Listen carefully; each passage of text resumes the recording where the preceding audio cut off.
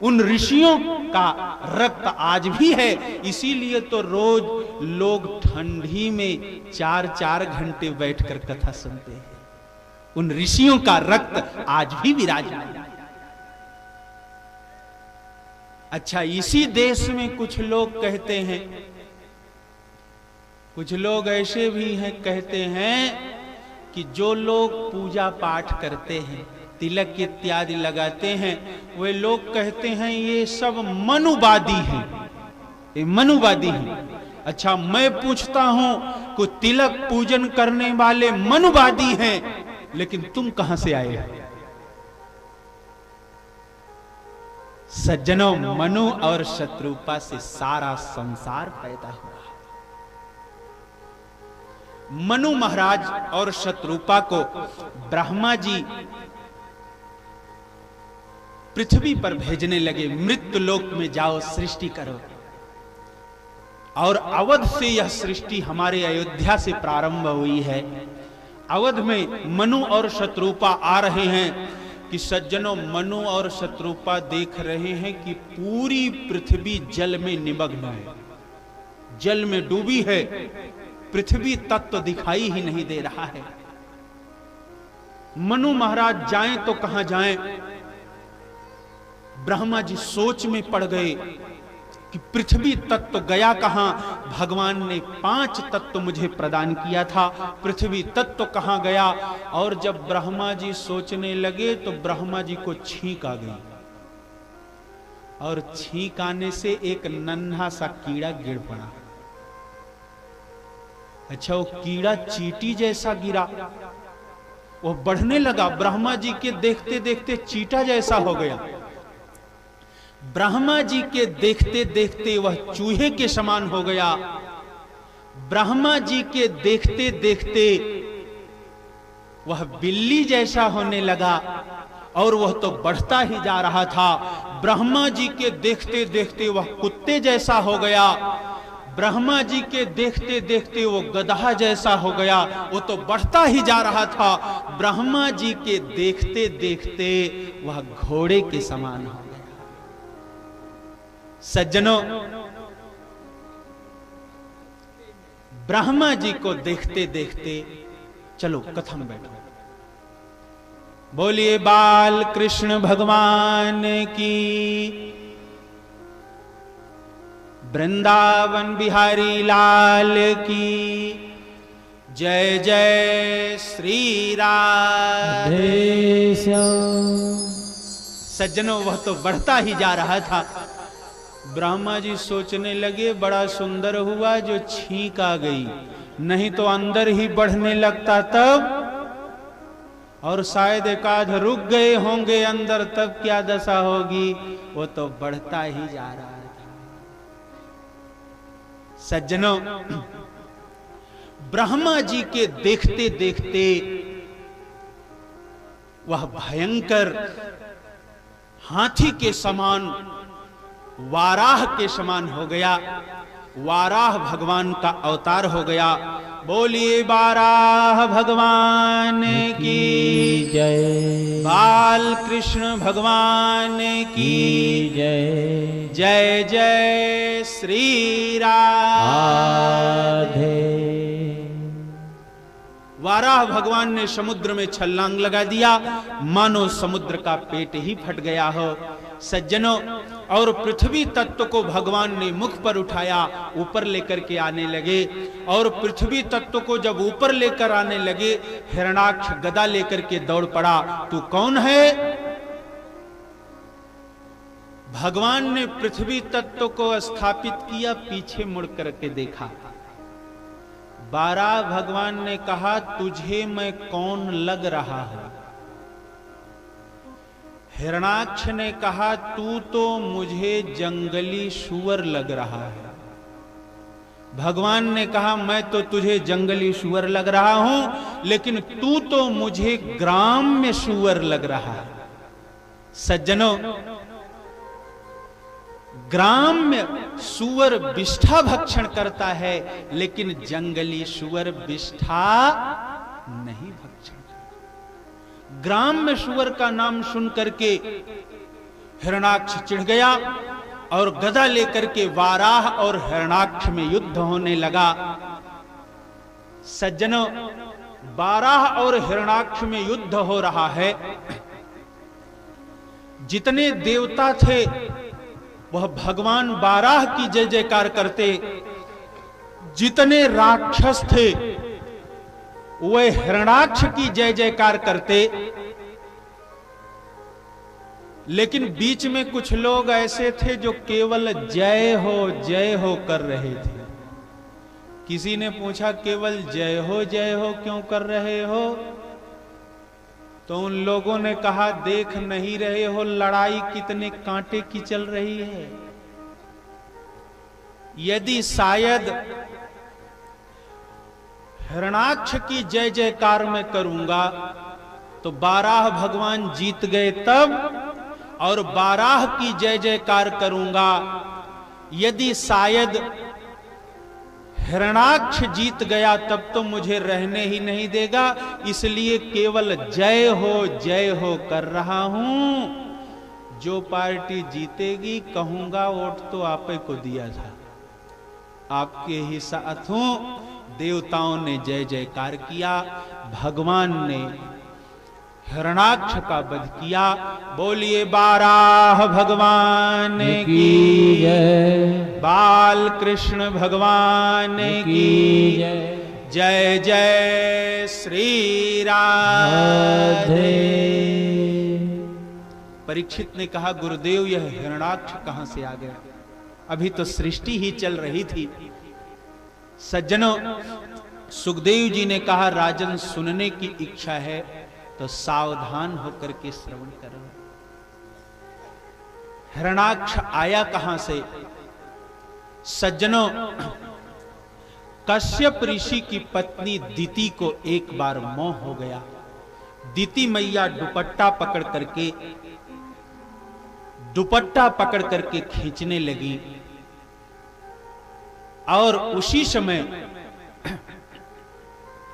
कश्यप ने दिति को उपदेश दिया। दिति को उपदेश दिया, दिति समझी नहीं।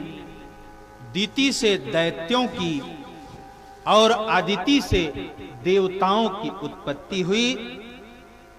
थोड़ी देर प्रेम और श्रद्धा से सभी भक्तजन मिलकर के बोले, फिर हम सब मंगलमय चर्चा श्रवण करें।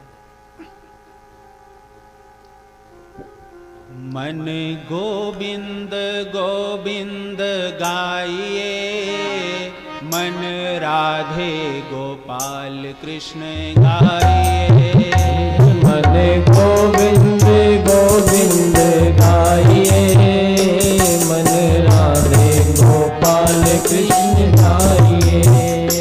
मन गोविंद गोविंद गाइए, मन राधे गोपाल कृष्ण गाइए। मन गोविंद गोविंद गाइए, मन राधे गोपाल कृष्ण गाइए। मन गोविंद गोविंद गाइए, मन यशोदा के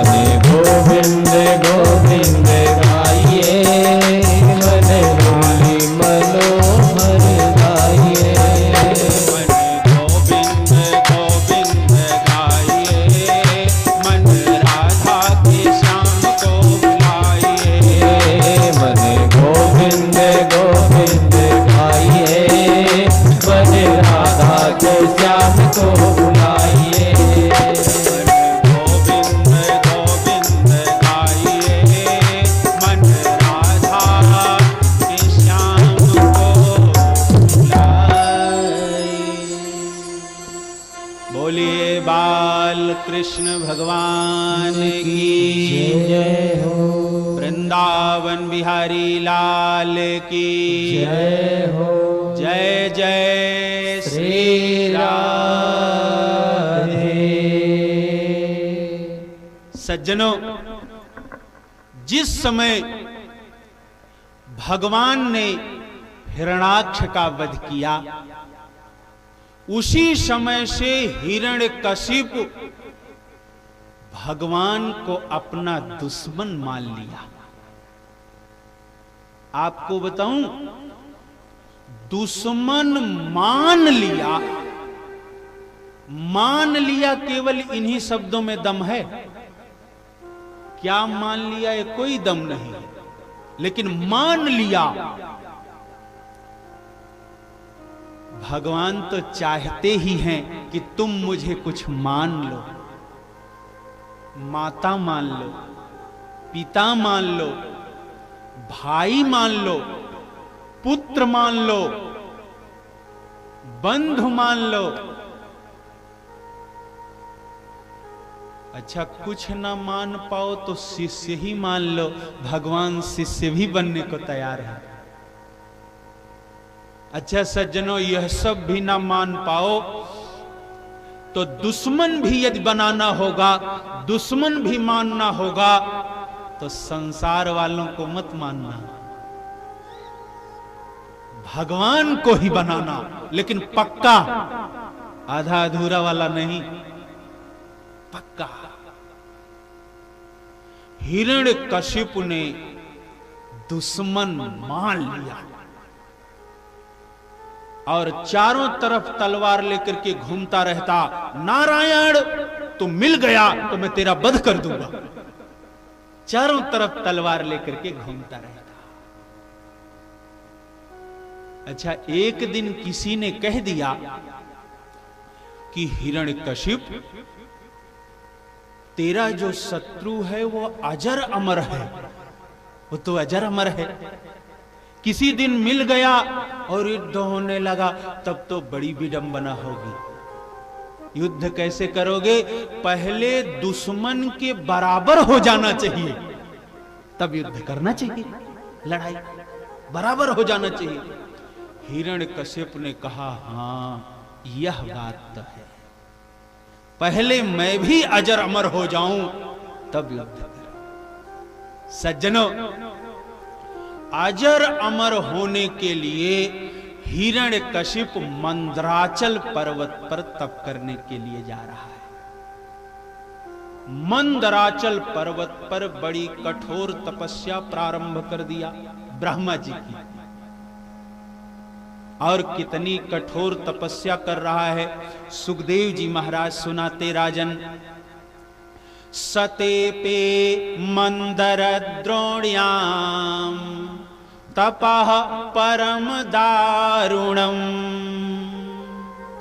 ऊर्ध्वबाहुर नभो दृष्टि पादांगुष्ठा श्रितावनी। ऊर्ध्वबाहुर, दोनों हाथों को ऊपर उठा लिया, दृष्टि को आसमान में गाड़ दिया, नभो दृष्टि। और ब्रह्मा जी की ऐसी कठोर तपस्या करना प्रारंभ किया कि सज्जनों, पूरा शरीर मिट्टी का ढेर बन गया, मिट्टी में ढक गया। और हिरण्यकश्यप की तपस्या से सिर से ज्वाला निकलने लगी, आग निकलने लगी। तप की गर्मी, तपस्या की वह आग सिर से हिरण्यकश्यप के निकलने लगी और ब्रह्मलोक तक जाकर के पहुंच गई। ब्रह्मा जी से यह तपस्या सही नहीं। सज्जनों, ब्रह्मा जी हंस पर बैठे और मंदराचल पर्वत पर उतर आए। मंदराचल पर्वत पर आ रहे हैं तो देख रहे हैं कि मिट्टी का ढेर लगा है। अपने कमंडल का जल हिरण्यकश्यप के सिर पर डाला, सारी मिट्टी नीचे गई और स्वर्ण के समान हिरण्यकश्यप का शरीर चमक उठा और ब्रह्मा जी ने कहा, पुत्र उत्तिष्ठोत्तिष्ठ भद्रम ते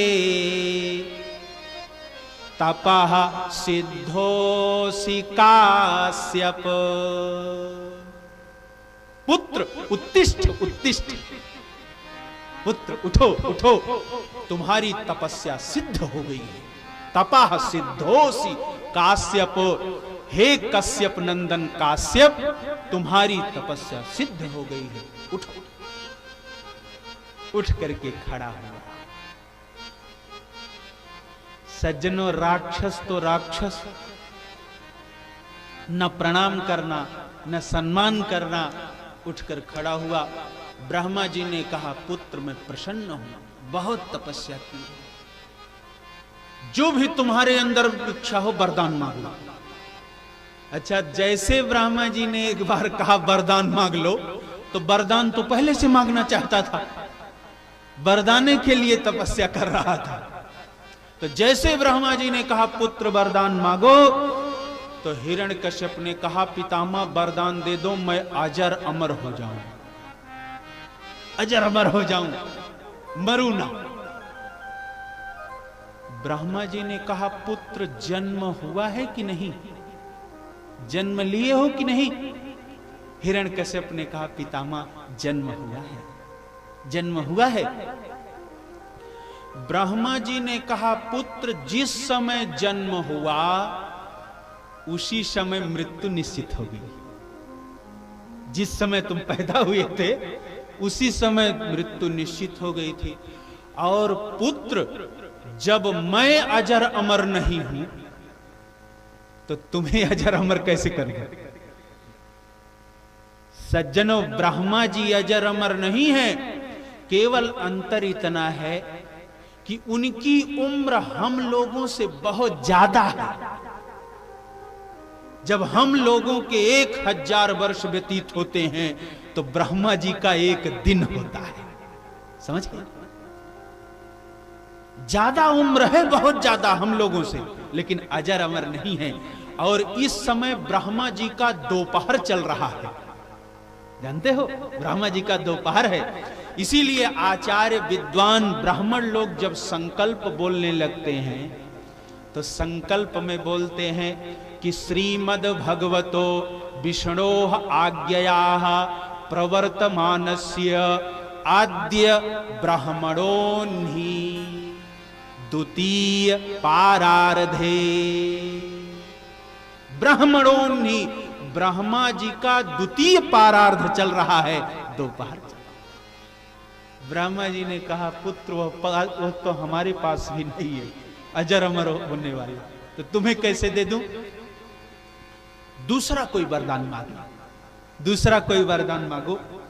लेकिन सोच करके देखना, हिरण्यकश्यप ब्रह्मा जी से भी बुद्धिमान बनने लगा। जीव भी कैसा है, सोच करके देखना। हिरण्यकश्यप सोच रहा है वरदान तो मुझे अजर अमर वाला ही चाहिए, लेकिन अब कान थोड़ा हाथ घुमा करके पकड़ूंगा। क्या कान पकड़ना यही है, लेकिन अब हाथ घुमा करके पकड़ूंगा, वरदान तो यही वाला चाहिए। अब ब्रह्मा जी से भी बुद्धिमान बनने लगा। लेकिन सोच करके देखना सज्जनों, हमारे आपके एक सिर और ब्रह्मा जी को 4 सिर। हिरण्यकश्यप को बता दूं, हिरण्यकश्यप के एक सिर और ब्रह्मा जी को 4 सिर। आप बताओ, ब्रह्मा जी को चौगुनी बुद्धि तो जरूर होगी, क्यों? लेकिन अधिक बुद्धिमान बनने लगा ब्रह्मा जी से। क्या कि पितामह यह नहीं हो सकता, तो मुझे वरदान दे दो कि मैं न दिन में मरूं न रात में मरूं। ब्रह्मा जी ने कहा, पुत्र तथास्तु, ऐसा ही होगा। अच्छा, जिसके जितनी बुद्धि रहती है उतने तो सोचता है। हिरण्यकश्यप सोच रहा है या तो कोई दिन में मरता है या फिर रात में मरता है। अब जब न मैं दिन में मरूंगा ना रात में मरूंगा तो कब मरूंगा? ब्रह्मा जी ने कह दिया, तथास्तु। ब्रह्मा जी ने कहा पुत्र जाऊं, चला जाऊं?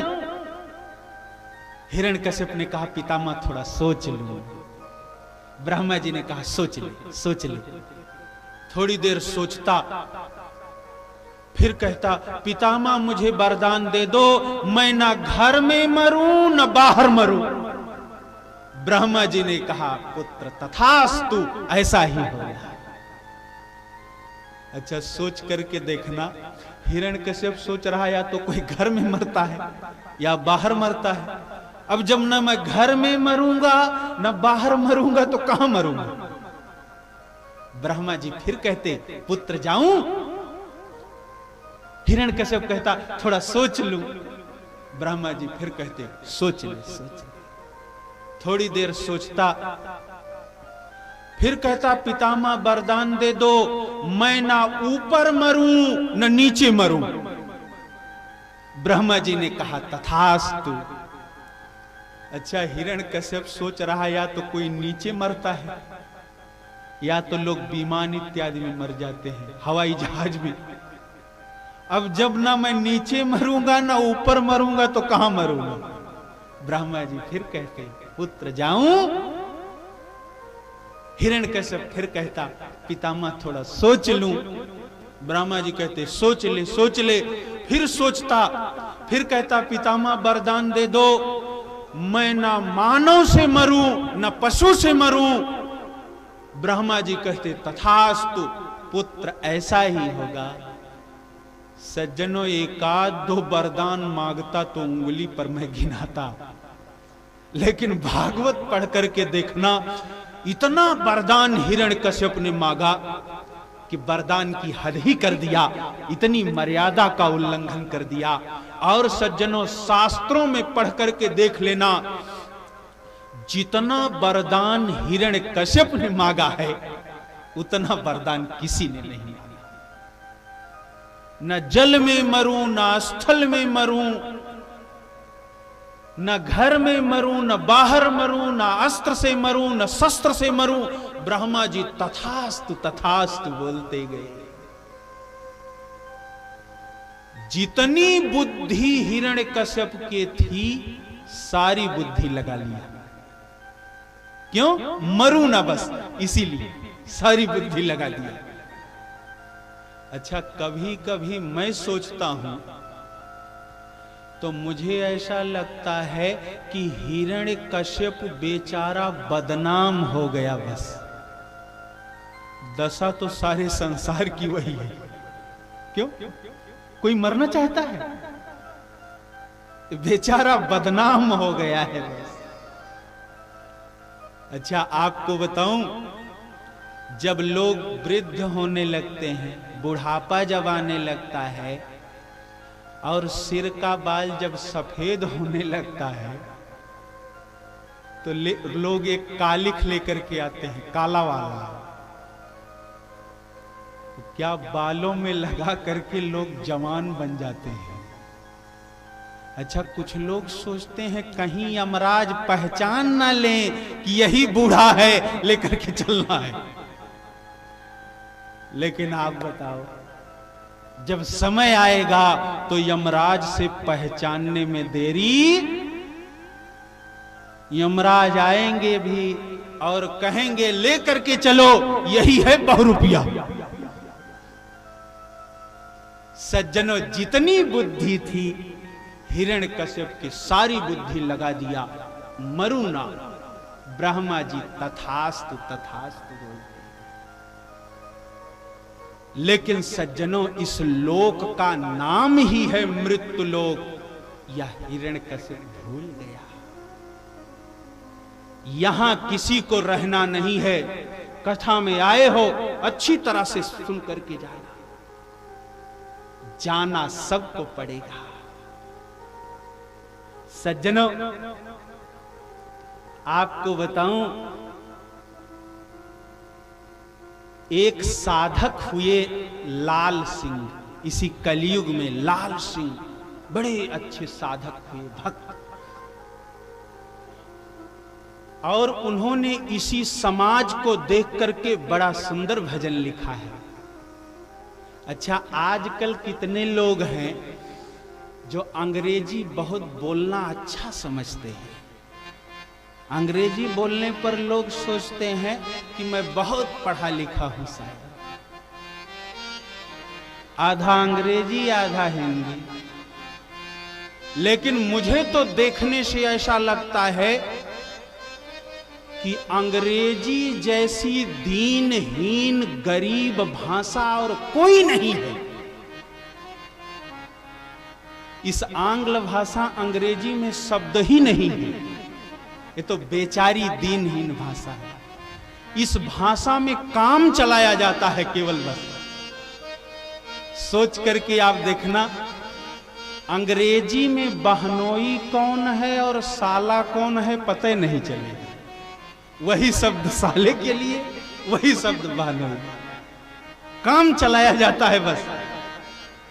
अच्छा, इसमें काम ऐसे चलाया जाता है कि ड़ा अक्षर है ही नहीं, केवल यन ही है ना, उसी से काम चलाने वाला काम है।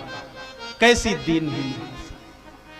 और इसी समाज को देख करके लाल सिंह ने कुछ शब्द अंग्रेजी के डाले और कुछ हिंदी का कैसे भजन लिखा, आपको देखते हुए इस समाज को।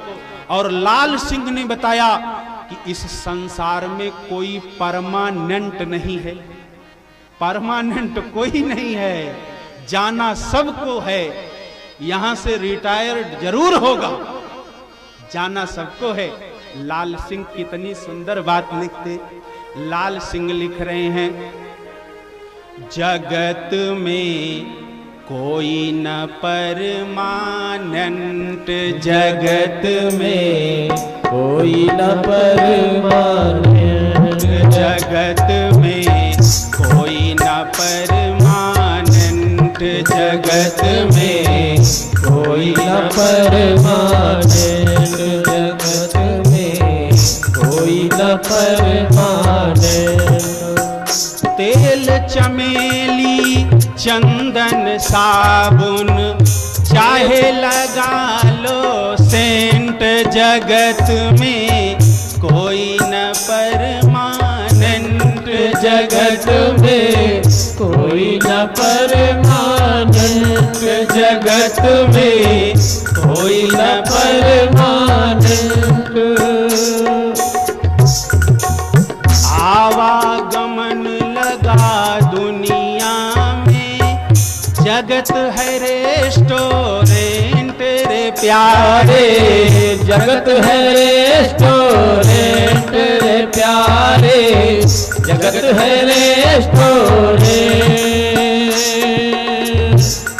अंत समय में उड़ जाएंगे, अंत समय में जाएंगे, अंत समय में उड़ जाएंगे। तेरे तंबू टेंट जगत में कोई न परमानेंट, जगत में कोई न परमानेंट, जगत में कोई न परमानेंट। तेल चमेली चंदन साबुन चाहे लगा लो सेंट, जगत में कोई न परमानेंट, जगत में कोई न परमानेंट, जगत में कोई न परमानेंट। श्री राधे।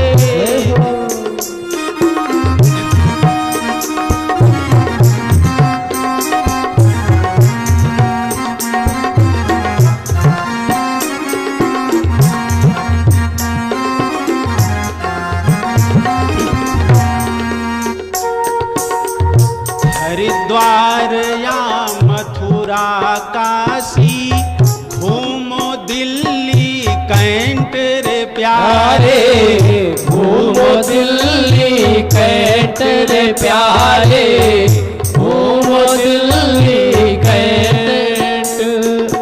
नाम प्रभु का हृदय में राखो, ओ नाम प्रभु का हृदय में राखो। नाम प्रभु का हृदय में राखो। तो नाम प्रभु का हृदय में राखो। धोती पहनो या पैंट जगत में कोई न परमानेंट। जगत में कोई न परमानेंट। जगत में कोई न परमानेंट। हरि बोल।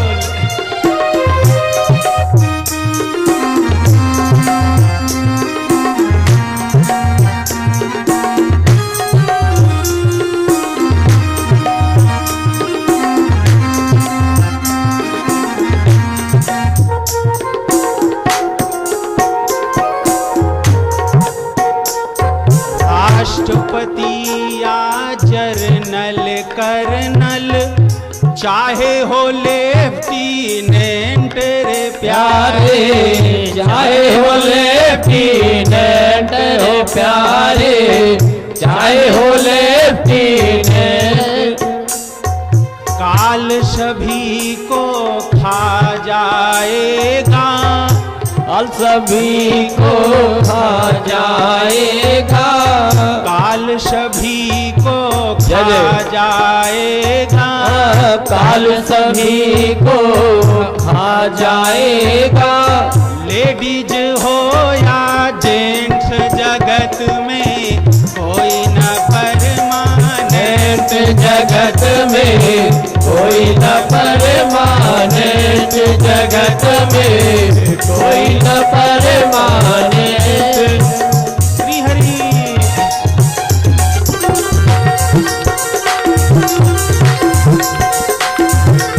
श्री राधे।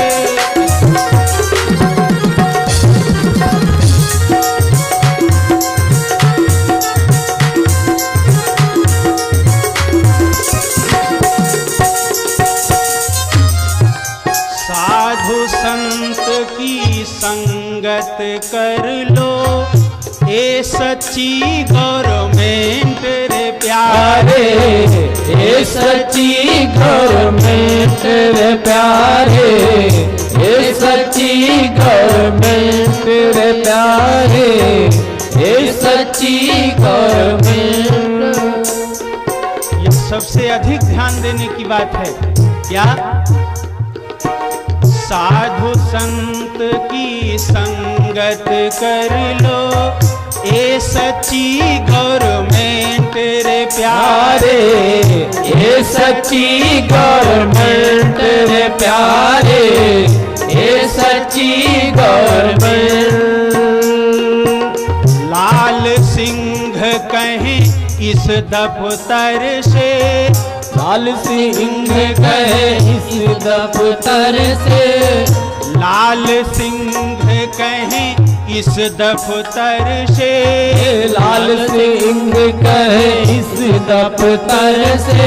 मत होना अपसेंट जगत में कोई न परमानेंट। जगत में कोई न परमानेंट। जगत में कोई न परमानेंट। तेल चमेली चंदन साबुन चाहे लगा लो सेंट जगत में कोई न परमानेंट। जगत में कोई न परमानेंट। जगत में कोई न परमानेंट। जगत में कोई न परमानेंट। जगत में कोई न परमानेंट। जगत में कोई न परमानेंट। जगत में कोई न परमानेंट। प्रभु की यही पार्लियामेंट जगत में कोई न परमानेंट। जगत में कोई न परमानेंट। जगत में कोई न परमानेंट। जगत में कोई न परमानेंट।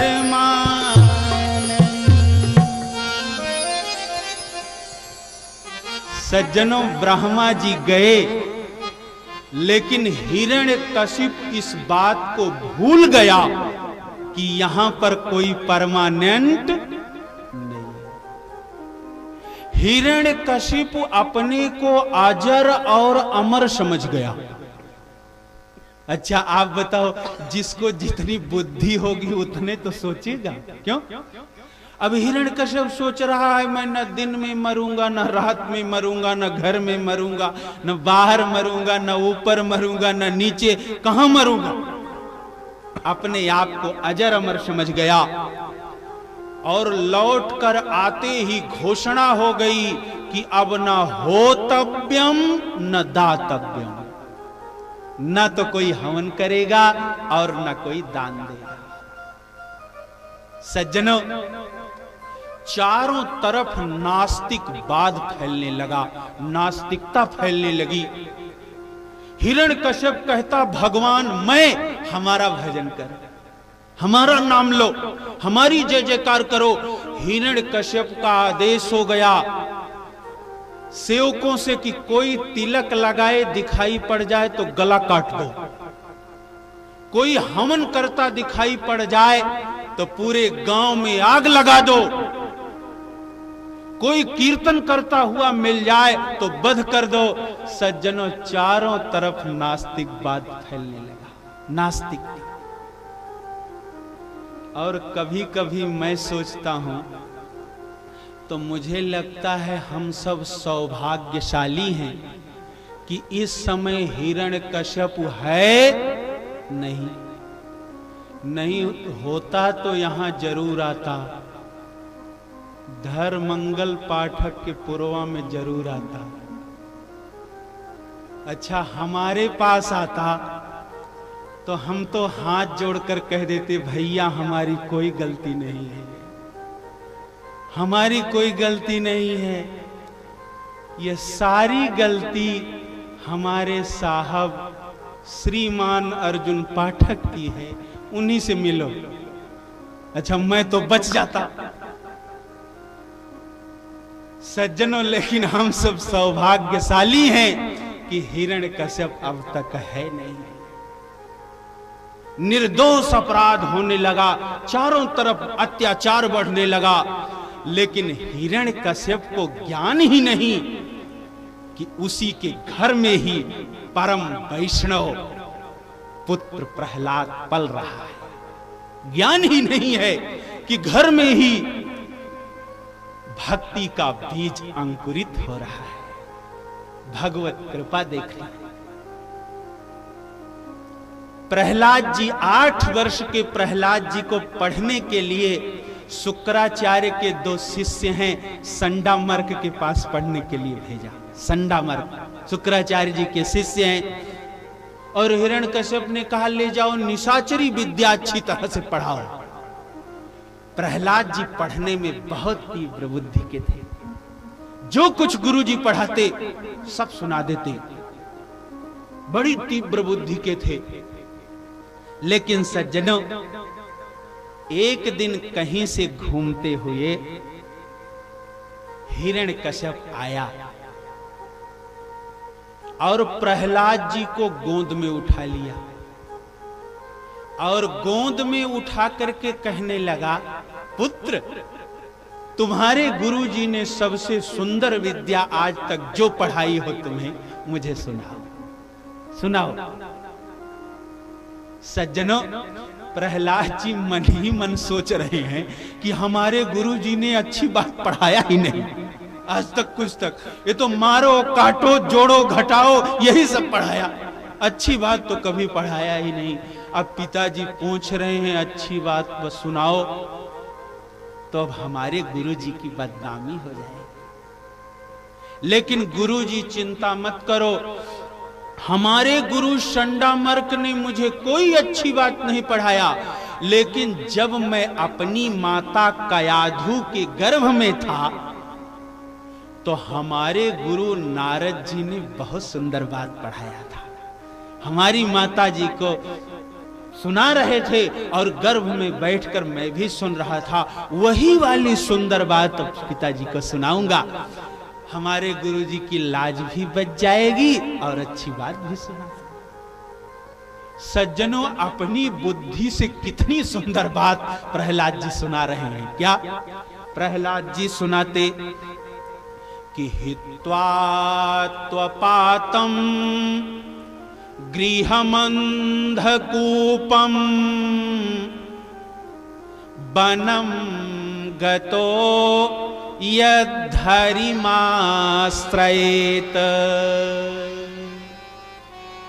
पिताजी, सबसे सुंदर बात यह है कि वनम गतो, गतः वनम, वन में जाकर के यद हरिम आश्रयेत, भगवान हरि के आश्रय हो जाना ही सबसे सुंदर विद्या है। भगवान नारायण का स्मरण करना, इससे और कोई सुंदर विद्या। अच्छा, प्रहलाद जी ने सुनाया अपनी बुद्धि से बहुत सुंदर, लेकिन हिरण्यकश्यप को सबसे खराब लगा। क्या? सबसे खराब लगा। और संडामर्क को सेवकों से बुलवाया, बुलाओ हमारे पुत्र को कौन सी विद्या पढ़ा रहे हैं। अब गुरुजी को बुलाया गया तो गुरुजी भी हिलते कांपते आ रहे हैं हाथ जोड़कर, कहीं बद ना हो जाए, कौन सी आफत आ गई है। संडामर्क जी हाथ जोड़ करके आ रहे हैं, महाराज क्या हुआ। हिरण्यकश्यप ने कहा, कौन सी विद्या पढ़ा रहे हो हमारे पुत्र को। संडामर्क ने हाथ जोड़ करके कहा, महाराज यह बात मैंने नहीं पढ़ाया। संडामर्क हाथ जोड़ करके कहते कि न मत प्रणीतम न पर प्रणीतम सुतो वदत्ते सतवेन्द्र सत्रो नैसर्गकीयं मतिरस्य राजन् नियक्षमन्युं कददास्ममानः। संडामर्क जी कहते, ना मत प्रणीतम, यह बात मैंने नहीं पढ़ाया, और मुझे विश्वास है कि ना पर प्रणीतम, और किसी ने भी इसे नहीं पढ़ाया। ना तो मैं पढ़ाया न किसी ने पढ़ाया, तो कहां से यह सीख गया। हिरण्यकश्यप ने कहा, कहां से सीखा। तो संडामर्क जी कहते कि नैसर्गकीयम मतिरस्य राजन। हे राजन, इसकी जो मति है वह नैसर्गिक है। नैसर्गिकीयम मतिरस्य राजन, इसकी मति नैसर्गिक है, इसे कुछ पढ़ाना नहीं है, सब पढ़ा पढ़ाया है। इसको कुछ पढ़ाना नहीं है, ये अपने आप सब कुछ पढ़ा पढ़ाया है, इसकी नैसर्गिक बुद्धि। सज्जनों, संडामर्क जी कहते नैसर्गिक है। बड़ी फटकार हिरण्यकश्यप ने लगाया कि नैसर्गिक क्या होता है, तुमने बताया होगा, कोई शत्रु पढ़ाया होगा, हमारा कोई शत्रु देवता आकर के बताया होगा। ऐसा करना, पुत्र की निगरानी रखना, ले जाओ अच्छी तरह से निशाचरी विद्या पढ़ाओ। अच्छा, संडामर्क जी फिर लेकर के आते। और सज्जनों, भागवत जी में लिखा गया, पढ़ाते बहुत परिश्रम से संडामर्क, और जो पढ़ाते संडामर्क उसे प्रहलाद जी सुना भी देते। अरे अब यही तो गुरु करेगा, ये पढ़ा रहा है, सुना रहा है। और जब प्रहलाद जी सुनाते जो पढ़ाते, तो संडामर्क सोचते चलो एक तोता रटा करके तैयार कर दिया, इसे रटा दिया, अब जब हिरण्यकश्यप पूछेगा तो यही सुनाएगा। अरे यही जब हमने रटाया है तो यही सुनाएगा। सज्जनों, लेकिन भगवत विडंबना देखो, हिरण्यकश्यप एक बार घूमता हुआ फिर आया। अरे पुत्र ही है तो देख रेख में आएगा ही। फिर आया, फिर गोंद में बैठा लिया, प्रहलाद जी को फिर गोंद में बैठाया। और फिर हिरण्यकश्यप ने कहा, कि पुत्र, आज तक तुमने जो सबसे सुंदर किताब पढ़ी हो, सबसे सुंदर पुस्तक जो तुमने पढ़ा हो, वह मुझे सुनाओ। सज्जनों, प्रहलाद जी सोच रहे हैं कि पिताजी बार बार यही कहते हैं कि सुंदर बात मुझे सुनाओ, और जब मैं सुनाता हूं तो पिताजी नाराज हो जाते हैं। लेकिन पिताजी चिंता मत करो, तुम अच्छी बात यदि पूछ रहे हो तो मैं अच्छा ही सुनाऊंगा, अच्छी बात ही सुनाऊंगा। प्रहलाद जी ने कहा, पिताजी मैंने 9 पुस्तक पढ़ी, 9 किताब मैंने पढ़ लिया, और 9 के बाद 10वीं कोई पुस्तक है भी नहीं। और प्रहलाद जी ने कहा, मैंने पढ़ा ही नहीं, पढ़ा ही नहीं, मैंने बार बार विचार भी कर लिया, आलोट सब कुछ मैंने पढ़ लिया और विचार कर लिया, अब कुछ पढ़ना मुझे बाकी नहीं रही। तो हिरण्यकश्यप ने कहा, पुत्र सुनाओ, वह 9 पुस्तक क्या है? सज्जनों, प्रहलाद जी ने 9धा भक्ति का वर्णन कर दिया। प्रहलाद जी कहते, पिताजी श्रवणम कीर्तनम विष्णो स्मरणम पाद सेवनम अर्चनम वंदनम दास्यम सख्यमात्मनिवेदनम।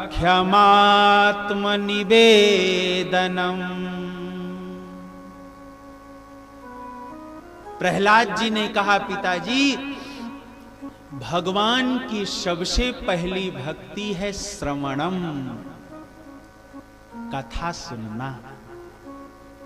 सज्जनों, यह हम सब श्रवण रूपी भक्ति में बैठे हैं, श्रवण। प्रहलाद जी ने कहा, पहली भगवान की भक्ति है, पहली जो पुस्तक है वह कथा सुनना। सज्जनों, जिसके विषय में सुनोगे उसी के प्रति आपका प्रेम होगा। क्यों? इसलिए भगवान की पहली भक्ति है श्रवणम, कथा सुनना। भगवान की दूसरी भक्ति है कीर्तनम, कीर्तन करना। घर जाकर जो नाम अच्छा लगे, राम राम, कृष्ण कृष्ण, हरि हरि, नारायण नारायण, उस नाम का कीर्तन करना, ये भगवान की दूसरी भक्ति है। सज्जनों, प्रहलाद जी ने 2 भक्ति बताया, श्रवणम कीर्तनम विष्णो।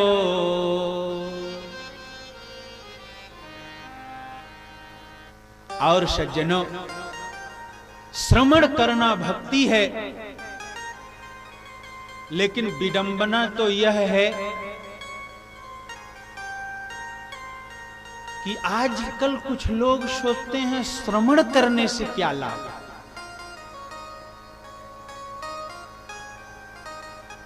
सज्जनों, एक बार एक सज्जन आए, बोले महाराज कथा सुनने से क्या फायदा?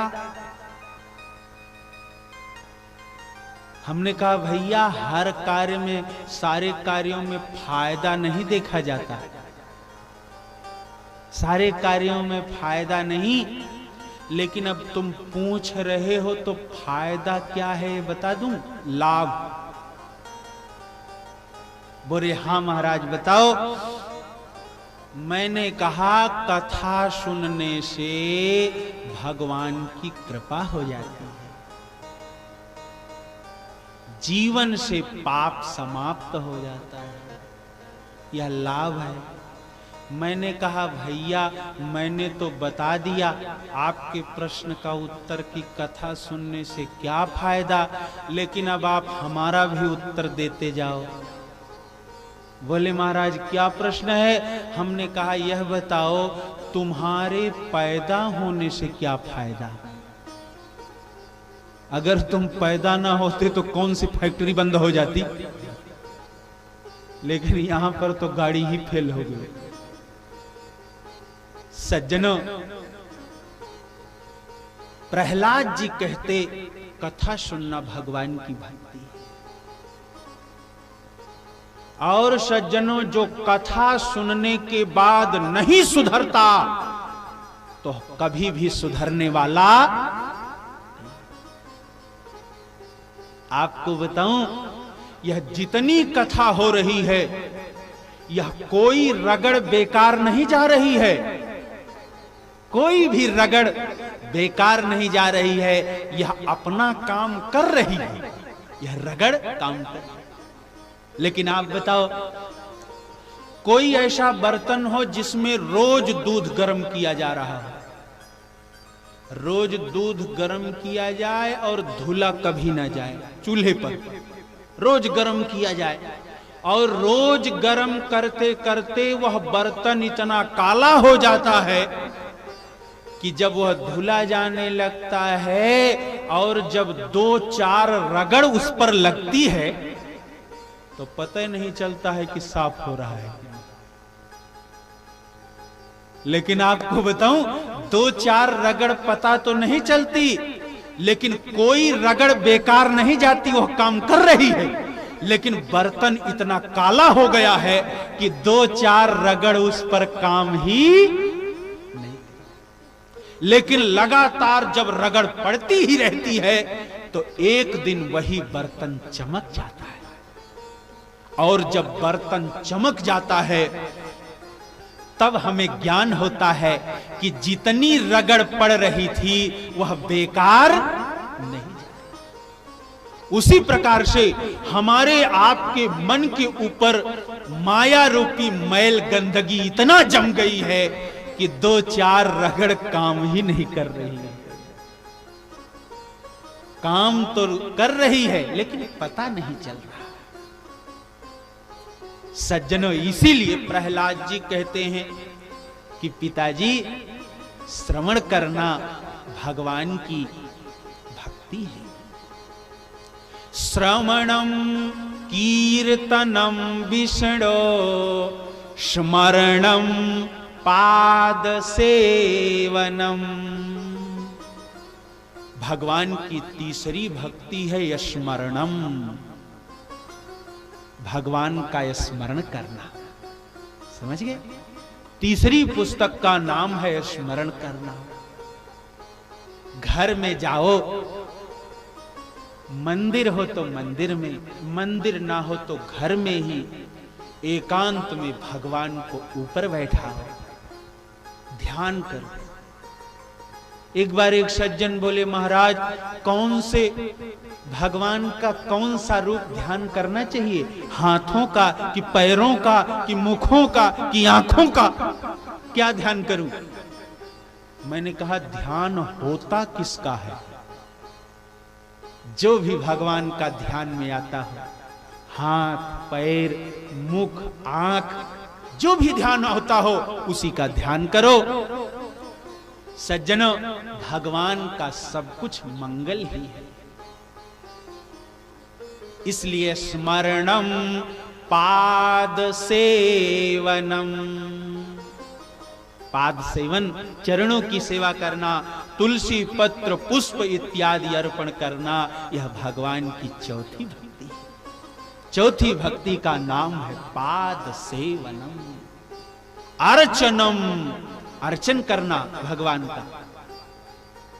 जो षोडशोपचार पूजन करते हो, पंचामृत, हल्दी, अक्षत, फूल, कलावा सब जो चढ़ाते हो, इसका नाम अर्चन है।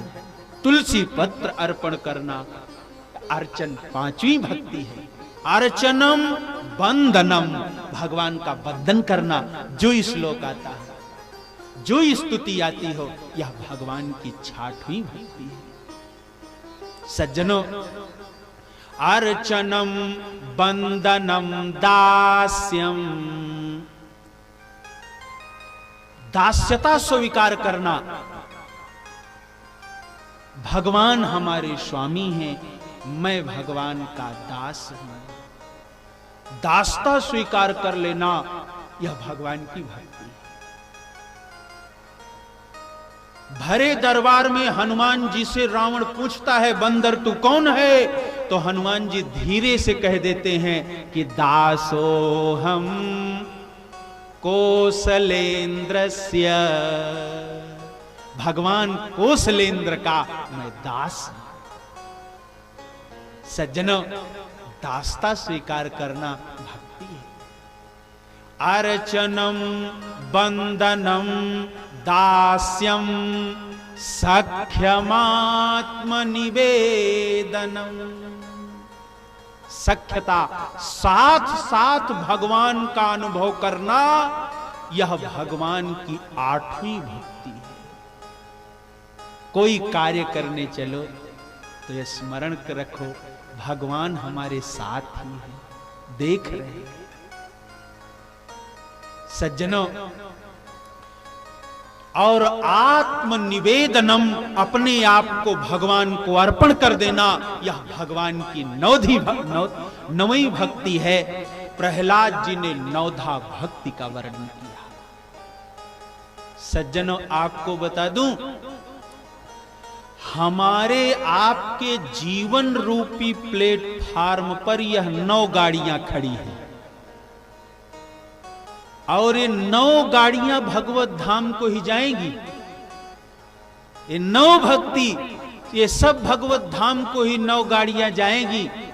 अंतर इतना है कि कोई मेल है तो कोई एक्सप्रेस है, तो कोई सुपरफास्ट है, तो कोई पैसेंजर है, लेकिन जाना वही सबको है। जो भक्ति आपको अच्छी लगती हो उसी भक्ति को आप स्वीकार कर लो। जो भक्ति आपको अच्छी लगे, जो गाड़ी आपको अच्छी लगती हो, उसी गाड़ी पर बैठ जाओ। रास्ता अलग हो सकता है, दूसरा रास्ता हो सकता है, लेकिन जाना सबको वही है।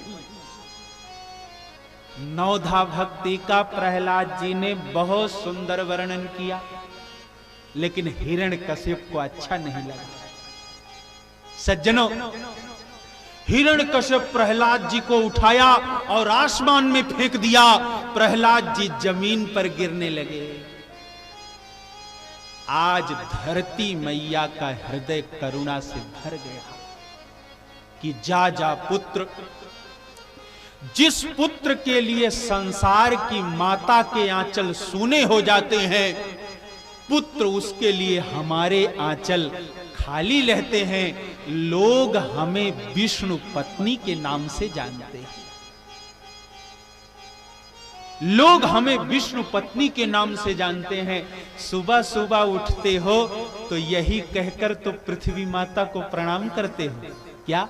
यही श्लोक तो बोलते हो कि समुद्र वसने देवी पर्वत अस्तन मंडले विष्णु पत्नी नमस्तुभ्यं पादस्पर्शम क्षमस्व में।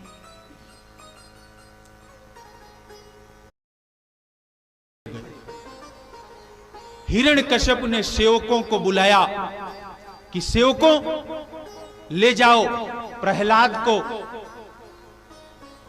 पागल हाथियों के झुंड में डाल दो, हाथी मार देंगे।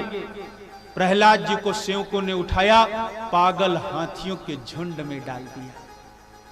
लेकिन सज्जनों, प्रहलाद जी एक बार हाथ जोड़कर कहते, क्या हाथी, तुम तो साक्षात गणेश जी के स्वरूप हो, तुम तो साक्षात गणेश जी के स्वरूप हो।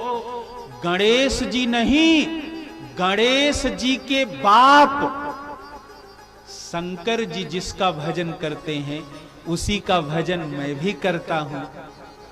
गणेश जी भगवान के नाम की इतनी महिमा जानते हैं, क्या तुम भगवान के नाम की महिमा नहीं जानते हो? हाथियों ने मारना भूल गए और हाथियों ने सूंड से उठाया, प्रहलाद जी को पीठ पर बैठा लिया।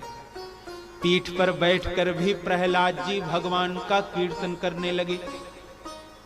दौड़ करके सेवक आ रहे हैं और सारे सेवक कहने लगे महाराज कोई हाथी कुचल ही नहीं रहा है, वो तो पीठ पर बैठ करके कीर्तन कर रहा है।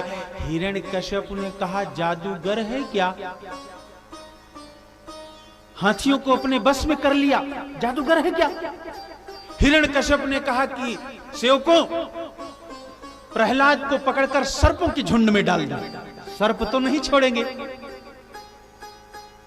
सेवकों ने प्रहलाद जी को उठाया और सर्पों की झुंड में डाल दिया। सज्जनों, प्रहलाद जी ने एक बार सर्पों के बीच में हाथ जोड़ करके कहा, सर्पराज तुम तो शंकर जी के गले के हार हो, शंकर जी गले में तुम्हें हार रूप में धारण करते हैं, शंकर जी तुम्हारे स्वामी हैं, तुम शंकर जी के सेवक हो। तुम्हारे स्वामी शंकर जी जिसका भजन करते हैं उसी का भजन मैं भी करता हूं। शंकर जी के गले में जो सर्प रहते हैं वो तो भगवान के नाम की इतनी महिमा जानते हैं, क्या तुम भगवान के नाम की महिमा नहीं जानते हो। सज्जनों, सर्प काटना भूल गए और सर्पों के बीच में भी प्रहलाद जी कीर्तन करने लगे।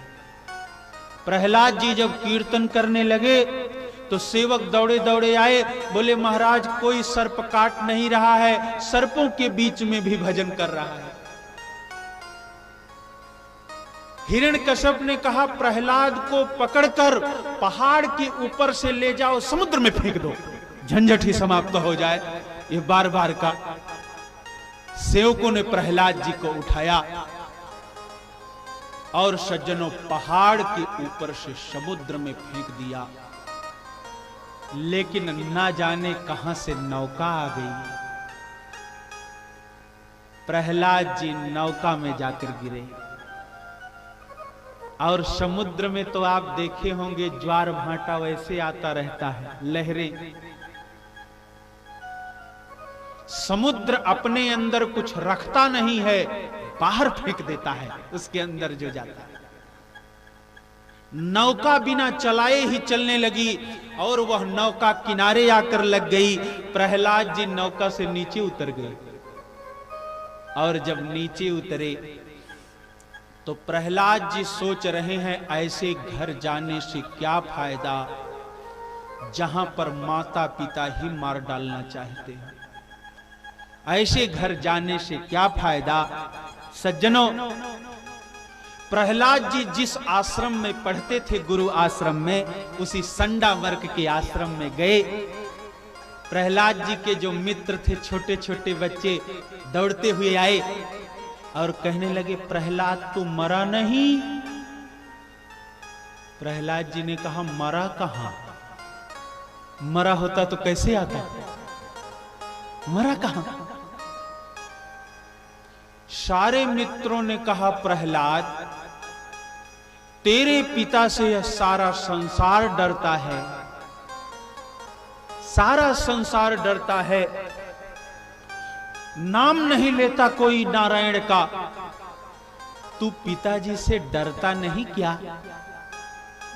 प्रहलाद जी ने कहा जब भगवान का भजन कर रहा हूं तो डरना किस बात का, राम नाम जपताम तो कुतो भयम। भगवान तो कहते ही हैं कि एक बार जो हमारा बन जाता है उसे मैं संसार से अभय कर देता हूं। अरे जब संसार से भगवान अभय कर देते हैं तो पिताजी की चिंता करते हैं। सज्जनों,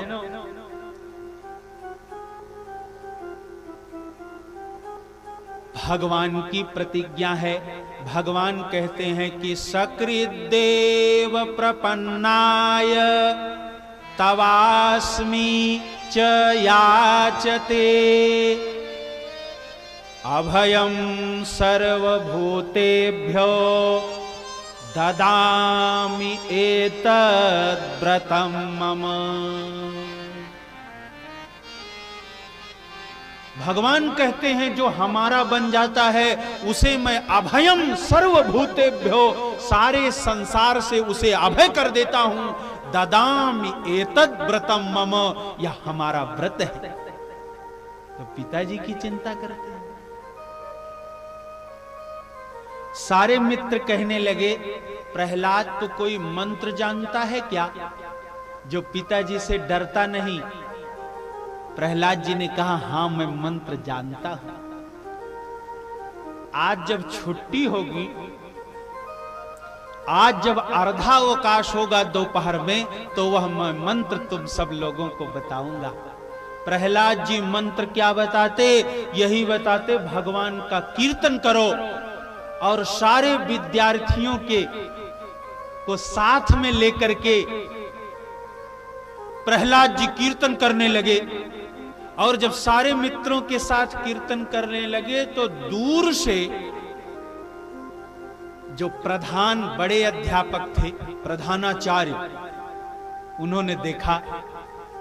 तो प्रधानाचार्य जी सोच रहे हैं लग रहा है यह बीमारी संक्रामक रूप धारण कर रही है, यह बीमारी बढ़ रही है।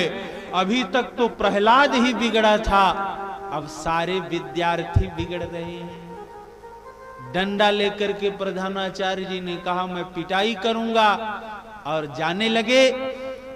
प्रहलाद जी ने सोचा आज इन सबकी भक्ति का पहला दिन है, और शायद पिटाई हो गई तो ये फिर भक्ति नहीं करेंगे, और गलती तो मेरी है, इनकी गलती क्या है। इसीलिए प्रहलाद जी सबके बीच से निकले और प्रधानाचार्य जी के चरण छू करके प्रणाम किया। और सज्जनों जैसे चरणों का स्पर्श हुआ, डंडा नीचे गिरा, प्रधानाचार्य भी कीर्तन करने लगे, नाचते हुए कीर्तन करने लगे। दूर से छोटे अध्यापकों ने देखा, वो सोच रहे हैं अभी तक तो विद्यार्थी ही बिगड़े थे, अब तो अध्यापक भी बिगड़ने लगे। सज्जनों प्रहलाद जी की भक्ति कैसे बढ़ रही है, भक्ति का प्रकाश कैसे हो रहा है, आप हम सब सुन रहे हैं। सज्जनों आज कथा में आए हो तो शिक्षा लेकर के जाना। अच्छा आप बताओ, लोग संत महात्माओं का दर्शन करने क्यों जाते हैं? दर्शन करने क्यों जाते हैं? सज्जनों मुझे तो ऐसा लगता है कोई प्रसाद लेने नहीं जाता। आप कहोगे महाराज क्यों? वैसे संत और ब्राह्मण बहुत चालाक होते हैं। आपको बताऊं, जब प्रसाद नहीं होगा तो ये प्रसाद देने के लिए बाजार से खरीद कर लाने नहीं जाते, तब एक एक चम्मच जले देना शुरू कर देंगे। अरे जो प्रसाद आपको देते हैं, आप ही 1 दर्जन केला लेकर के जाते हो, आप 1 दर्जन केला लेकर जाते हो, एक आपको दे देते हैं, 11 अपने पास रख लेते हैं। तब बताओ कोई प्रसाद लेने तो जाता नहीं, फिर लोग दर्शन करने क्यों जाते हैं? सज्जनों लोग दर्शन करने इसीलिए जाते हैं कि जो इनके अंदर भक्ति का प्रकाश है वह मुझे भी प्राप्त हो जाए, भक्ति मुझे भी मिल जाए। अच्छा कभी कभी तो कितने लोग कहते हैं कि महाराज आशीर्वाद दो। अच्छा आप बताओ, महाराज आशीर्वाद ना देना चाहे तो रोक सकते हैं क्या? आशीर्वाद ना देना चाहे तो रोक सकते हैं? सज्जनों इत्र बेचने वाले के पास कोई जाए, इत्र ना भी ले तो इत्र बेचने वाला इत्र की सुगंधी रोक नहीं सकता। दीपक के पास जाने पर प्रकाश मांगना नहीं पड़ता, प्रकाश तो अपने आप ही मिलता है। प्रहलाद जी की भक्ति कैसे बढ़ रही है। छोटे अध्यापक ने देखा गुरुजी भी विद्यार्थियों के साथ नाचते हुए कीर्तन कर रहे हैं। वह दौड़ते हुए गया हिरण्यकश्यप के पास। महाराज चलो देखो, अभी तक तो विद्यार्थी ही बिगड़े थे, अब अध्यापक भी बिगड़ गए। हिरण्यकश्यप आया और दूर से देख रहा है, कीर्तन हो रहा है, नाचते। हिरण्यकश्यप ने सोचा पहाड़ से गिरा था प्रहलाद समुद्र में, मरा नहीं, कैसे यहां आ गया? हिरण्यकश्यप ने कहा कोई बात नहीं, कीर्तन हो रहा है, लेकिन आज कीर्तन जब विश्राम हो जाए तो प्रहलाद को घर भेज देना, घर भेज देना। हिरण्यकश्यप गया और जब कीर्तन विश्राम हुआ, छोटे अध्यापक ने कहा प्रहलाद तुम्हारे पिताजी आए थे और तुम्हें घर पर बुलाए हैं।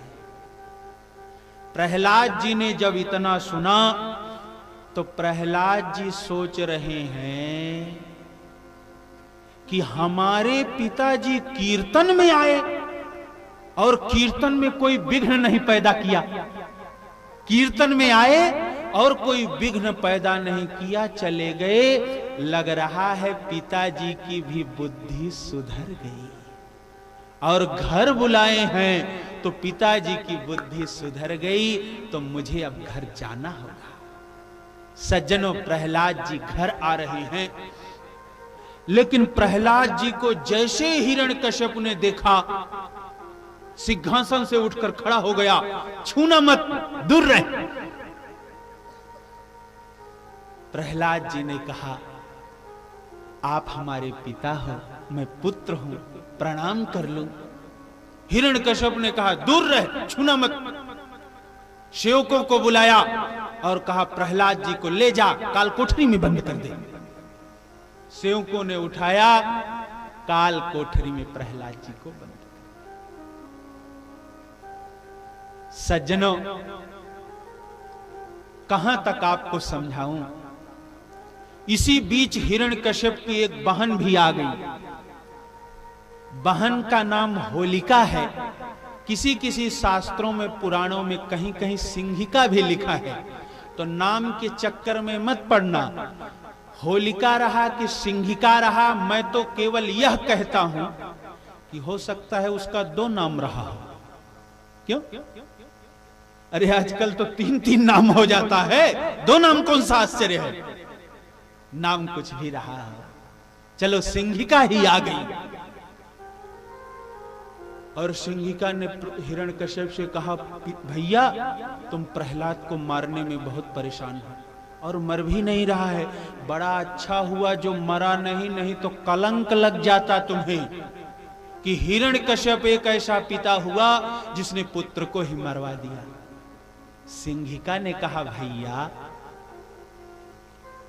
जब तुम ब्रह्मा जी की तपस्या करने गए थे तो पीछे पीछे मैं भी तपस्या करने गई थी, और जब तुम्हारे पास ब्रह्मा जी आए थे तो बाद में हमारे पास भी आए थे।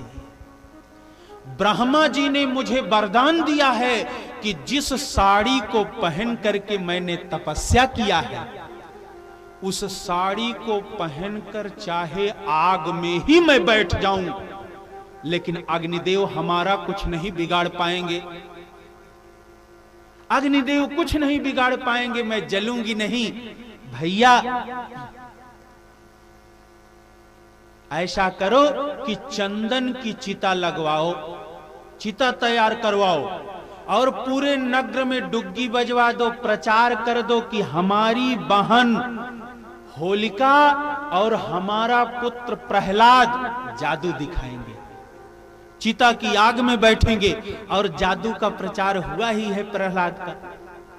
और भैया मैं वही साड़ी पहन करके प्रहलाद को आग में बैठ जाऊंगी लेकर। भैया मैं तो साड़ी पहने रहूंगी तपस्या वाली, ब्रह्मा जी का वरदान है, मैं तो जलूंगी नहीं। प्रहलाद जल करके राख हो जाएगा, बाद में कह दिया जाएगा कि थोड़ा जादू फेल हो गया, प्रहलाद बेचारा चला गया। 2-4 महीना हो हल्ला होते रहेंगे, फिर सब शांत हो जाएंगे। यह तो भारत देश है। इस भारत देश में बड़े बड़े घोटाला करने वाले बाद में फिर मंत्री हो जाते हैं, वह यह देश है। 2-4 महीना लोग इधर उधर बोलेंगे, फिर शांत हो जाए। अच्छा, भाई और बहन की पूरी गणित ठीक हो रही है, पूरा विचार विमर्श हो रहा है। और सज्जनों, फाल्गुन शुक्ल पक्ष पूर्णिमा तिथि को चंदन की चिता लगाई गई, प्रचार हुआ, डुग्गी बजी, राज्य के बालक वृद्ध युवा जादू देखने आए, बड़ी भारी भीड़ लगी। सब जादू देखने आए हैं। होलिका प्रहलाद जी को गोद में लेकर के चिता पर बैठ गई। हिरण्यकश्यप ने आग लगा दिया। धीरे धीरे चिता की आग धीरे धीरे करती हुई जलने लगी, धीरे धीरे बढ़ रही है। हिरण्यकश्यप ने कहा कि बहन तुम जादू दिखाओ, भीड़ बहुत ज्यादा है, मैं चल रहा हूं। हिरण्यकश्यप जाने लगा। लेकिन सज्जनों, जादू लोग कैसे देख रहे हैं? आग धीरे धीरे जल रही थी, धीरे धीरे पूरा प्रचंड रूप धारण कर लिया। चिता बड़ी तेजी से जल रही है, लेकिन लोग जादू बड़ा सुंदर यह देख रहे हैं कि ना तो होलिका ही जल रही है और न प्रहलाद ही जल रहा है। और चिता की आग बड़ी प्रचंड रूप धारण कर लिया है, जल रही है, दोनों जल नहीं रहे हैं। लेकिन थोड़ी देर में होलिका ने सोचा, क्या बात है, प्रहलाद नहीं जल रहा है, चिता की आग इतनी तेज है। होलिका ने सोचा, शायद मैंने अपनी गोद में जो प्रहलाद को बैठा लिया है, इसी से प्रहलाद नहीं जल रहा है। लेकिन जा जा होलिका, तूने तो गलत सोच लिया। आज तुम्हारी गोद में जो प्रहलाद बैठा है, इसी से तू नहीं जल रही है। सज्जनों, यही सोच करके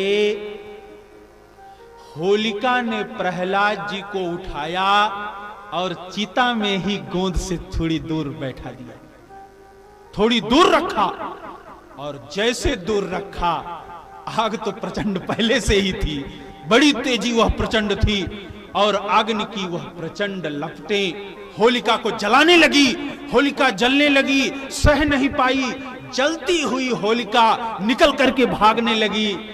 और जितने लोग जादू देखने वाले थे नगर के, वो सब पीछे भागने लगे। अरे भैया, ये कौन जादू है? कहीं होलिका ने पकड़ लिया तो बड़ा सुंदर जादू हो गया। सब पीछे भागने लगे। लेकिन होलिका ब्रह्मा जी को उलाहना देने लगी, जा जा ब्रह्मा, तूने मुझे वरदान नहीं धोखा दिया था, देखो मैं जल रही हूं। यह अपमान ब्रह्मा जी से सहा नहीं गया। ब्रह्मा जी हंस पर बैठकर नीचे आए।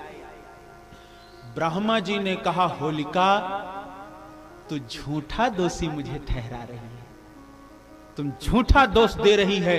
यह स्मरण कर, जिस समय मैंने तुझे वरदान दिया था, जिस समय मैंने तुझे वरदान दिया था, मैंने कहा था कि संसार की किसी आग से तू नहीं जलेगी, संसार की तुझे कोई आग नहीं जला पाएगी।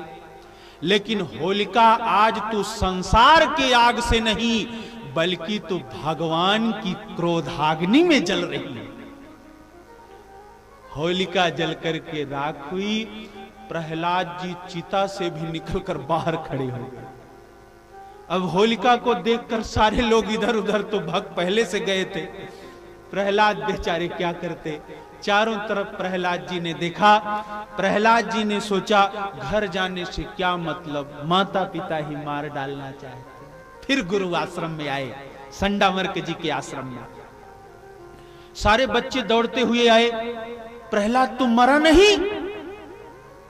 प्रहलाद जी ने कहा, मरा कहां, मरा होता तो कैसे आता। सारे छोटे छोटे मित्र कहते, प्रहलाद और होलिका बुआ, होलिका बुआ। प्रहलाद जी ने कहा, मित्रों वो तो चली गई। प्रहलाद जी ने कहा, मित्रों, अग्निदेव हमारे लिए अपना स्वभाव ही बदल दिए। आग का स्वभाव है जलाना, हमारे लिए अग्निदेव शीतल हो गए।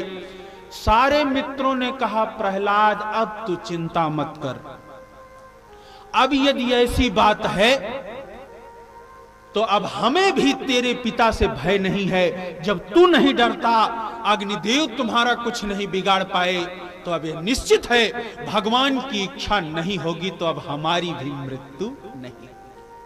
अब तू चिंता मत कर, अब इस संसार में हम भगवान नाम संकीर्तन का आंदोलन कर देंगे, हम आंदोलन फैला देंगे। सज्जनों, जितने मित्र थे प्रहलाद जी के, सारे मित्रों ने गले में ढोल टांगा और कीर्तन करते हुए जिस तरफ से निकलने लगते, लोग दरवाजा खोल खोल कर देखने लगते, लोग दौड़ करके आते तो अबीर गुलाल से तिलक लगा देते, तिलक भी बंद हो गया था, तिलक लगा देते मित्र।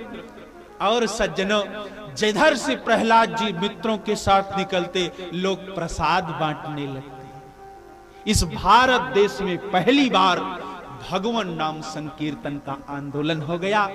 सज्जनों, प्रहलाद जी मित्रों के साथ आंदोलन कर रहे हैं। इस प्रहलाद जी के आंदोलन में, भगवान नाम संकीर्तन के आंदोलन में हम सब भी थोड़ी देर सम्मिलित हो जाएं। आंदोलन प्रहलाद जी का क्या चल रहा है? प्रहलाद जी मित्रों के साथ कीर्तन करते, नारायण भज नारायण भज नारायण भज भाई रे, नारायण भज नारायण भज नारायण भज भाई रे, नारायण भज नारायण भज नारायण भज भाई रे, नारायण भज नारायण भज नारायण भज भाई रे, ना चाहिए हमें धन और दौलत, ना चाहिए ठकुराई रे, ना चाहिए हमें धन और दौलत, ना चाहिए ठकुराई रे, ना चाहिए हमें धन और दौलत, ना चाहिए ठकुराई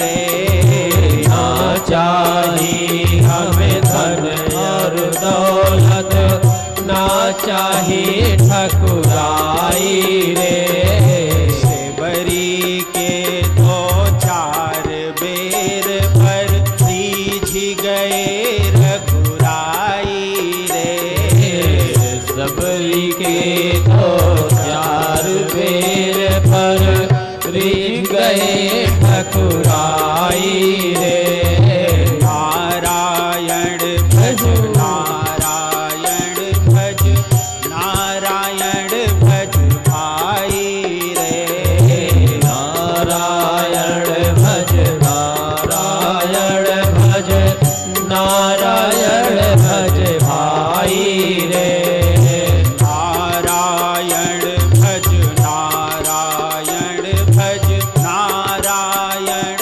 भज भाई रे, नारायण भज नारायण भज नारायण भज भाई रे, हरि बोल।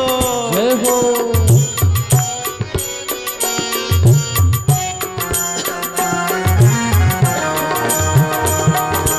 श्री राधे।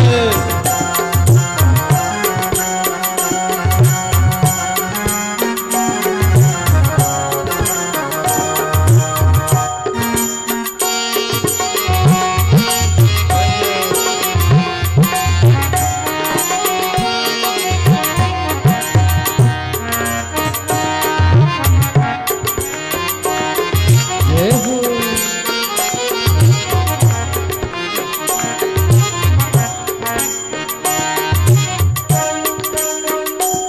पूज्य पिता दशरथ ने अंतिम श्रद्धांजलि नहीं पाई रे, पूज्य पिता दशरथ ने अंतिम श्रद्धांजलि नहीं पाई रे, पूज्य पिता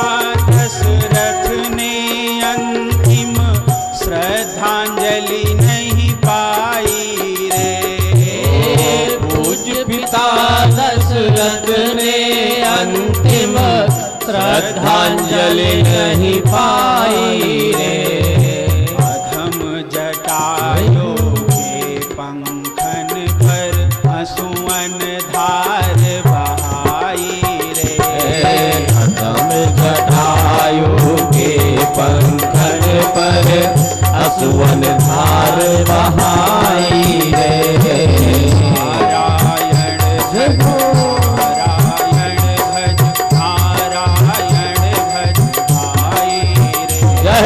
नारायण भज नारायण भज नारायण भज भाई रे। नारायण भज नारायण भज नारायण भज भाई रे। ओ नारायण भज नारायण भज नारायण भज भाई रे।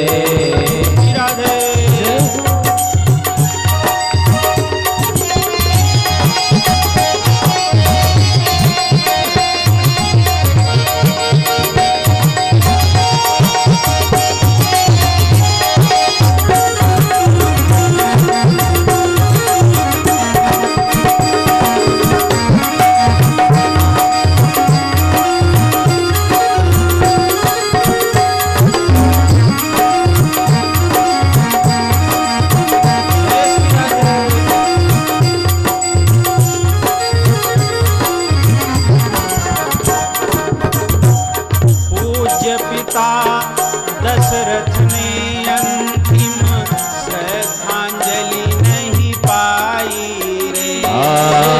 पूज्य पिता दशरथ ने अंतिम श्रद्धांजलि नहीं पाई रे।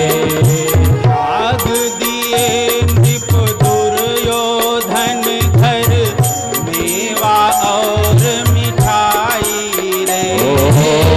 त्याग दिए नृप दुर्योधन घर मेवा और मिठाई रे। त्याग दिए नृप दुर्योधन घर मेवा और मिठाई रे। त्याग दिए नृप दुर्योधन घर मेवा और मिठाई रे।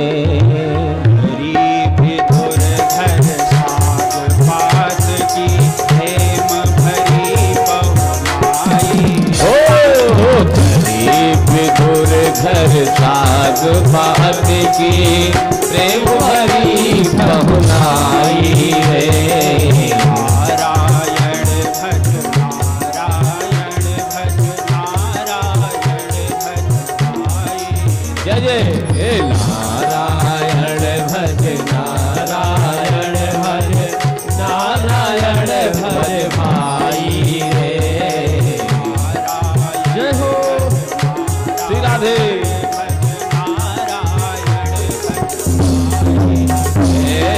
नारायण भज नारायण भज नारायण भज भाई रे।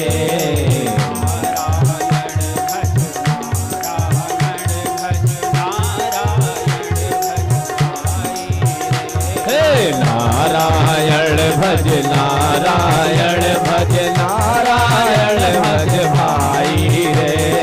नारायण नारायण हरि हरि। श्रीमन नारायण नारायण हरि हरि। नारायण नारायण हरि हरि। बोलो नारायण नारायण हरि हरि। नारायण नारायण हरि बद्री नारायण नारायण हरि हरि। नारायण नारायण हरि बोले नारायण नारायण हरि हरि।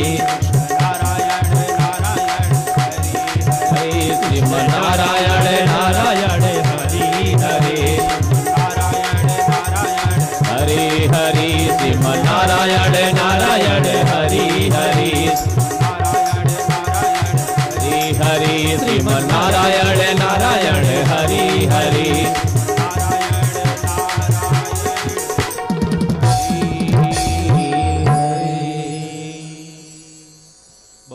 लक्ष्मी नारायण भगवान की जय। बाल कृष्ण भगवान की जय। जय जय श्री राधे।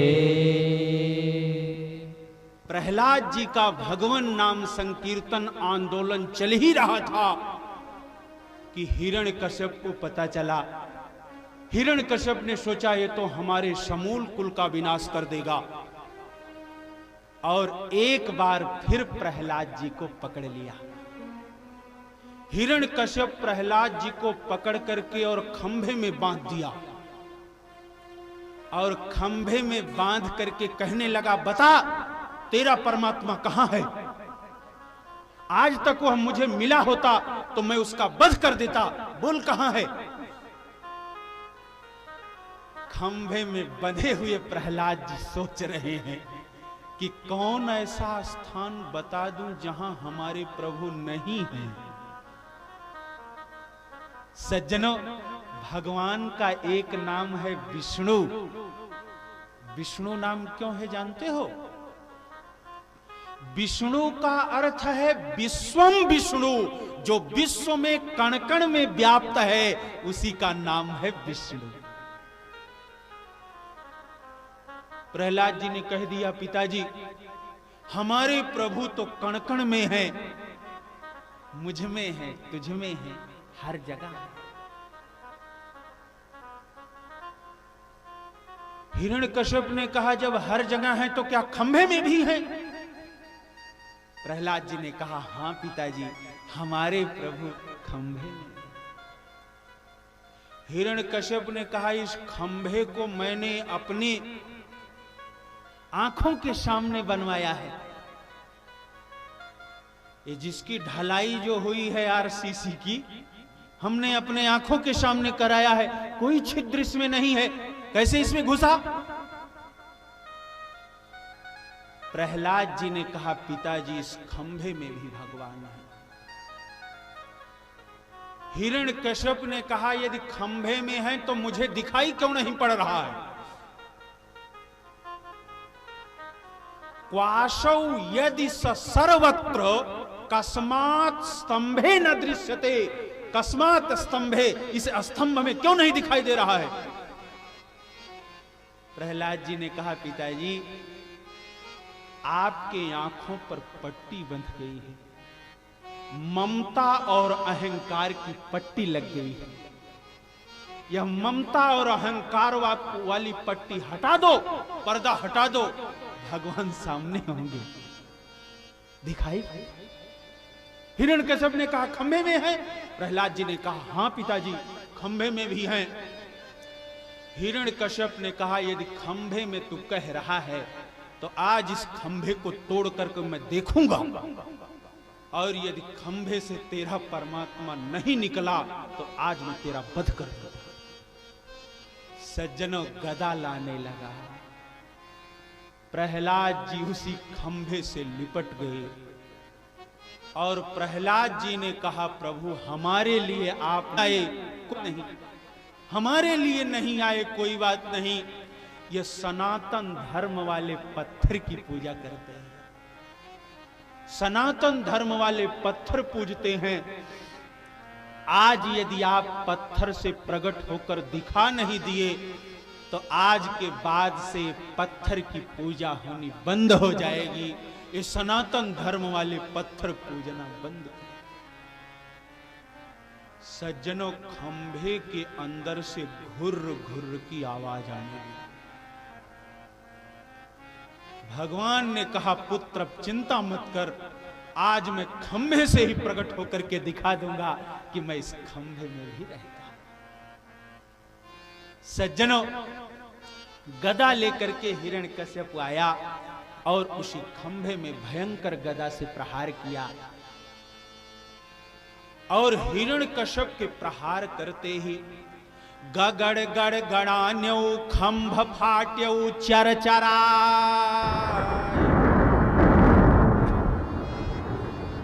निकस्यो नर नाहर को रूपयति भयान्यो है। ककट कट कटावई बाढ़ई दसन लप लपावई जीभ आधर फर फरावई मुख्य व्योम व्याप्यमानो है।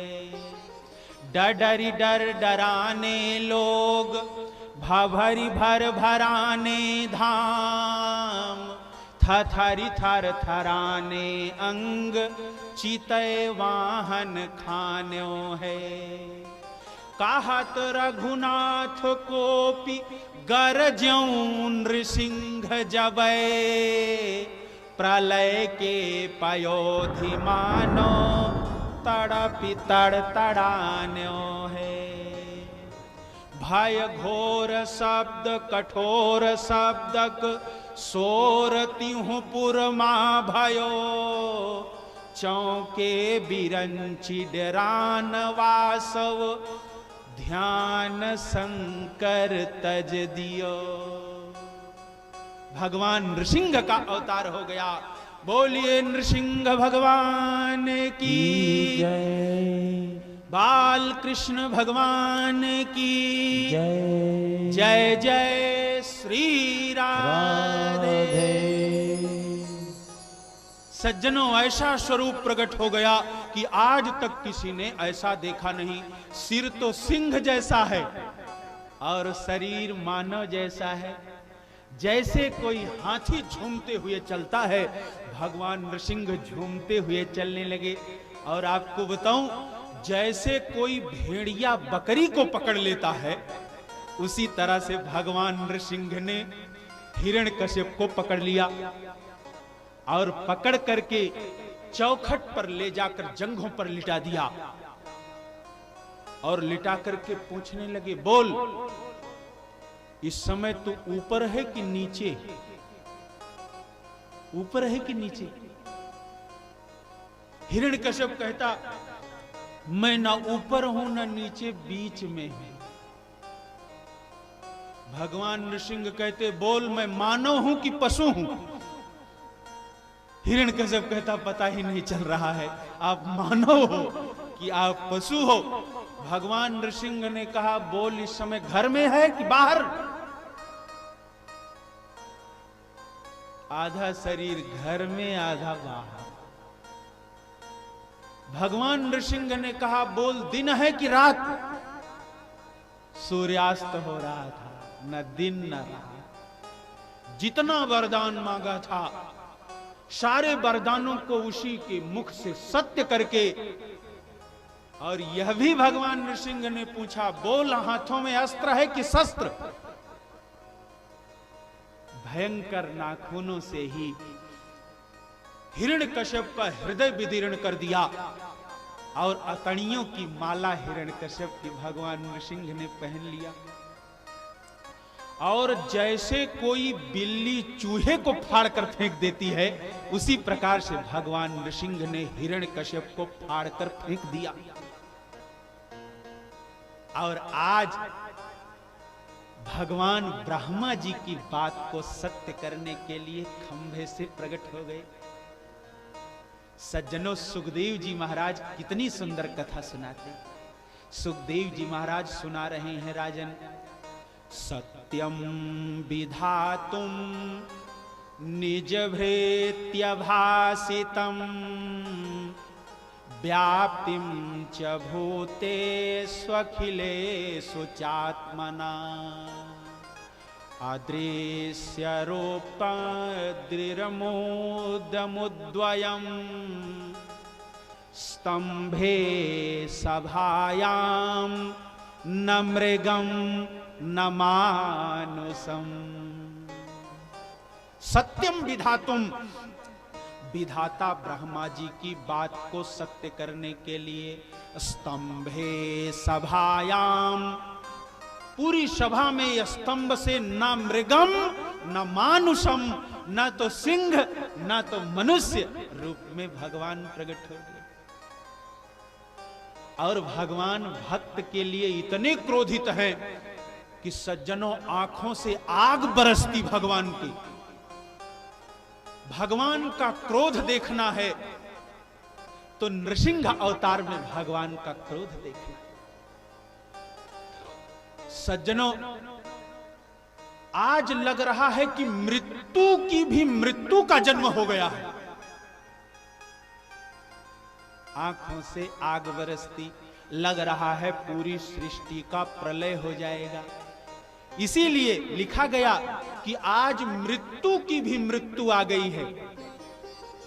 लोग श्लोक पढ़ते हैं कि उग्रम वीरम महाविष्णुम ज्वलंतम सर्वतोमुखम नृसिंहम तमहं वंदे मृत्युम नमाम्यहम्। आज मानो मृत्यु की भी मृत्यु आ गई हो। भगवान की आंखों से ऐसे आग बरसती, लग रहा है सृष्टि में प्रलय हो जाएगा। सारे देवता ब्रह्मा जी के पास भागते गए, बोले ब्रह्मा जी सृष्टि की भी कुछ चिंता है कि यहां बैठे हो? ब्रह्मा जी ने क्या कहा, क्या हुआ? देवताओं ने कहा देख रहे हो, लग रहा है सृष्टि में प्रलय के पहले ही प्रलय हो जाएगी। भगवान क्रोधित हैं, चलो देखो। देवताओं ने सोचा क्रोध भगवान का कौन शांत करे। देवताओं ने सोचा भगवान की पत्नी है लक्ष्मी, लक्ष्मी जी भगवान की पत्नी है। लक्ष्मी जी चाहें तो भगवान का क्रोध शांत हो सकता है। लक्ष्मी जी से प्रार्थना किया देवताओं ने, मैया आप चाहो तो सृष्टि बचा लो। लक्ष्मी जी आई और लक्ष्मी जी जैसे भगवान नृसिंह की ओर बढ़ी कि भगवान नृसिंह ने एक बार घुर्र से किया कि लक्ष्मी जी पीछे हटी और लक्ष्मी जी ने कहा पति जहां के होंगे तहां के, यहां पति नहीं। लक्ष्मी जी गई। सज्जनों आपको बताऊं, देवताओं ने भगवान को मनुष्यों जैसा समझा। क्या? देवताओं ने भगवान को मनुष्यों जैसा समझा, इसलिए कि लक्ष्मी जी को देखने पर लोगों का क्रोध शांत हो जाता है। आपको बताऊं, वैसे जज साहब को भी क्रोध आता है। जज साहब को क्रोध आता है कि अपराध बहुत बड़ा है, फांसी होगी, क्रोध आता है। लेकिन पीछे से 5 लाख लक्ष्मी देखे तो लक्ष्मी को देखते ही क्रोध शांत हो जाता है। अपराध बहुत अधिक है, लेकिन चलो अब फांसी नहीं होगी। बस यही बात देवताओं ने भी सोचा कि लक्ष्मी जी को देख करके क्रोध शांत हो जाएगा। लेकिन देवता भूल गए कि यह तो भगवान है, सृष्टि कैसे बचे। सज्जनों, ब्रह्मा जी आगे आगे हैं, सारे पीछे देवता हैं और ब्रह्मा जी के पीछे शंकर जी हैं। ब्रह्मा जी तो आगे चलना था स्तुति करने के लिए, तो पीछे पिछड़ने लगते। पीछे से शंकर जी ने कहा ब्रह्मा पीछे क्यों पिछड़ रहे हो, पीछे क्यों आ रहे हो? शंकर जी ने कहा डरता वह है जो गलती करता है, डरता वह है जो गलती करता है। तुम पीछे क्यों आ रहे हो, कोई गलती किए हो क्या?